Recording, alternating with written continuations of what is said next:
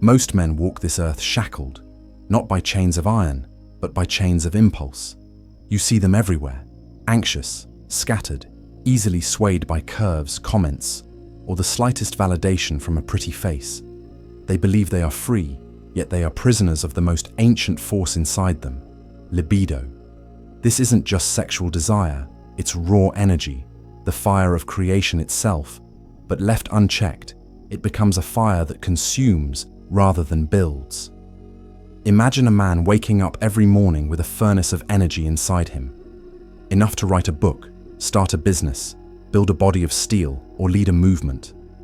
But instead, he spends that energy chasing shadows on a screen, throwing it away for a few seconds of ecstasy, only to lie there afterwards, empty, foggy, lifeless.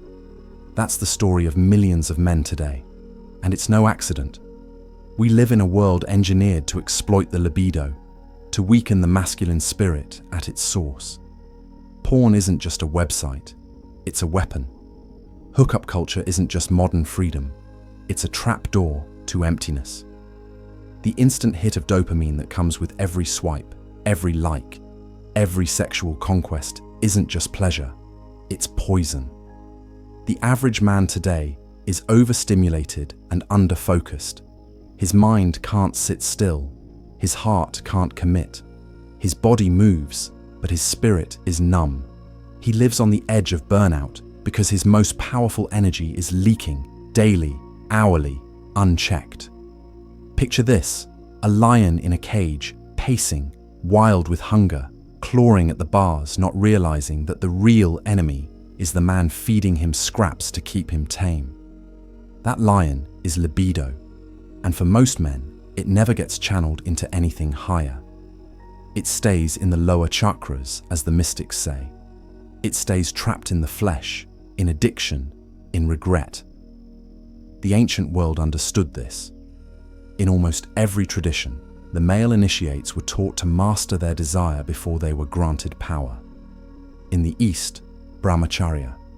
In Christianity, celibate saints. In warrior cultures, abstinence before battle. The underlying principle? A man cannot lead others if he cannot lead himself. And the first battlefield is always within. Think about Samson, blessed with supernatural strength, feared by armies, chosen by God, and yet he fell not to a sword, but to a woman. Delilah didn't conquer him, his own lust did. The myth isn't about women being dangerous. It's about what happens when a man's divine purpose is dethroned by carnal indulgence. And it's not just religion or myth, it's psychology. Sigmund Freud built an entire theory of the human mind around libido, calling it the very engine of human behavior. But even he warned, when unchecked, this energy leads to neurosis, fixation, and self-destruction. Carl Jung took it further, seeing libido as the fuel for individuation, becoming who you are meant to be. Yet he knew, the man who fails to integrate this energy, who lets it dominate him rather than transform him, becomes split, hollow, a shell with no center. In modern times, we laugh at the idea of sexual discipline. We scoff at monks and celibates. We glorify men who get women, but rarely question the cost. The man chasing lust is always running, from boredom, from emptiness, from himself. He thinks he's winning because he's experiencing life, but his empire crumbles from within. He ages quickly, his drive fades, his mind clouds, and when beauty no longer excites him, he realizes too late that he traded power for pleasure, legacy for lust. There's a dark feminine force in this world, not evil, but wild and tempting. She doesn't destroy men, she reveals them. She's the mirror. And when you gaze into her eyes, when you feel that pull toward temptation, you are being tested. Not by her, but by life itself. Will you collapse? Will you beg? Or will you breathe deep, feel the fire rise in your gut, and redirect it toward your mission? That's the difference between mortals and gods. One is reactive, the other commanding. Most men will never rise, not because they can't, but because they never learn to delay, to sublimate, to say no to the flesh in order to say yes to destiny. And so they fall, over and over. Good men, strong men, brilliant men, brought low by something they could have mastered had they known the truth. Libido is not your enemy. It is your greatest weapon, but only if you learn to wield it. In the alchemy of lust, you'll be taken deep into the ancient and forgotten discipline of sexual transmutation, a principle once reserved for monks, warriors, kings, and creators. There comes a point in a man's life when he realizes the truth. His desire is not a curse, it's a compass. The very urges that once distracted him, drained him, and enslaved him can become the source of his genius, focus, and unshakable power. This is the essence of transmutation. You don't kill the fire, you reforge it. You don't run from lust, you learn to command it. The same energy that fuels lust can fuel legacy. This is not theory. This is the hidden blueprint behind history's greatest creators, warriors, prophets, and thinkers. What separates them from the average man wasn't talent. It was discipline, erotic discipline. While others spent their lives in pursuit of pleasure, these men pursued purpose. And they did it by mastering the most primal energy inside them. Look at Leonardo da Vinci, arguably one of the most brilliant minds to ever walk the earth. Celibate his entire life, obsessed not with women, but with wonder. His libido didn't die. It was rerouted into art, invention, architecture, and science. Every brushstroke, every sketch, every idea was birthed from the same place most men waste in tissues and tangled sheets. Nikola Tesla, another celibate genius, once said, "I do not think you can name many great inventions that have been made by married men." He wasn't mocking marriage. He was pointing to a deeper truth. His sexual energy was his power source, not his pastime.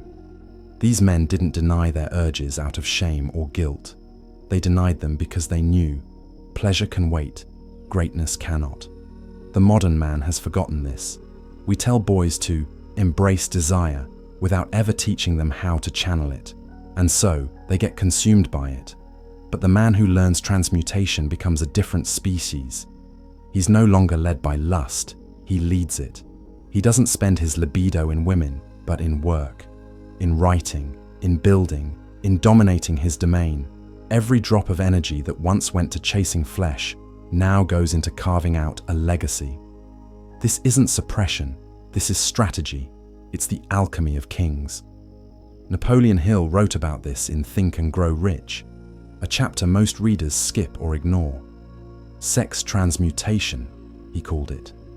He said the most successful men had an abundance of sexual energy, but they redirected it toward ambition. Hill found that men like Henry Ford, Thomas Edison, and Andrew Carnegie all had one thing in common. Not just intelligence, but control over their sexual nature. They burned with desire, but that desire didn't scatter them. It forged them. And here's the secret most won't tell you. When you retain your seed, your focus sharpens. Your presence deepens. Your eyes glow with intensity. You start to radiate something. A stillness, a confidence, a power that women feel but cannot manipulate.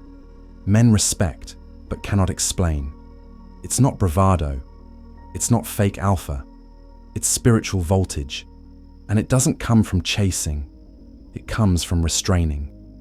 The mystics call it kundalini, the serpent energy that rises when sexual energy ascends from the base of the spine to the crown. Jung called it the transformation of libido into higher consciousness. In every tradition, the path to enlightenment requires erotic control. Why? Because the libido is the life force, and only when you possess it fully can you access the divine. But let's make this modern. You don't have to live in a monastery to practice this. You just need to choose your battles. Abstain not from sex, but from mindless indulgence, from pornography, from chasing, from wasting your essence on women who bring no value. From ejaculation without elevation, let your energy build, let the tension rise, and then aim it into your business, your brand, your voice, your body, your path. You will feel the difference. Day 1, temptation. Day 3, mental clarity. Day 7, magnetic energy. Day 21, spiritual intuition. Day 30 plus, you begin to walk differently, talk differently, command differently. You stop looking for validation because you've become the source of it. You begin to attract without chasing, create without burnout, speak without begging. This is erotic alchemy. This is the transformation of flesh into fire. In the old days, men went to war to prove their worth. Today, the war is internal. The battle is between lust and legacy, between short pleasure and eternal purpose. Most men are too weak to fight it, but a few, just a few, choose the path of kings. They rise above the noise, discipline their instincts, and in doing so, become something more than human. There is a transformation so rare, so powerful, that when a man undergoes it, he no longer walks among the masses, he towers above them. Not in arrogance, but in presence. He no longer seeks, he attracts. He no longer pleads, he commands. He no longer burns out, he burns eternal. This is the man who has mastered his erotic nature. And in doing so, he doesn't just gain control over lust, he gains control over reality itself. This is not about morality. This is not about being good or religious. This is about power, pure, raw, unapologetic power. The man who can govern his libido can govern his entire life. He becomes what ancient sages called a god among mortals. Every man is born with the potential for greatness, but most die small. Why? Because they refuse to sacrifice. They think they can indulge endlessly and still build something eternal. They believe they can scroll through porn, chase pleasure, drown in lust, and somehow still manifest purpose. But you cannot serve two masters. You either serve desire, or you make desire serve you. The disciplined man reclaims his time, his energy, his mind, and ultimately, his soul. The moment you begin retaining your seed, guarding your attention, and filtering your environments, you begin to radiate differently. You walk into a room and something shifts. Not because you say anything, but because you don't need to. Your energy precedes you. Your restraint echoes louder than anyone's bragging. You are no longer an average man. You are becoming divine. Carl Jung called this process individuation, becoming the fullest version of the self. And at the core of that journey is integration. You don't kill your sexual urges, you integrate them. You become aware of them, redirect them, and use them as fuel for your highest goals. You don't shame the beast inside you. You train it, you ride it, and you make it your warhorse. This is why true masculine power is always wrapped in mystery. The man who doesn't need sex to feel powerful becomes irresistible. Women sense it, men respect it, the world bends for it. This isn't fantasy, you can see it in action. Look at modern warriors, men who operate on a different frequency, monks who meditate for hours while others scroll, fighters who abstain for weeks before battle, entrepreneurs who lock in for 90 days with no distractions and birth million-dollar empires. These men do not operate from lust. They operate from legacy. They are rare because this level of control is painful. It costs something. It requires silence when others shout, stillness when others chase, discipline when others indulge. But the reward, everything. When a man masters his libido, he gains a third eye. He sees manipulation before it arrives. He feels energy shift in a room. He detects falseness in smiles and hidden agendas in flirtation.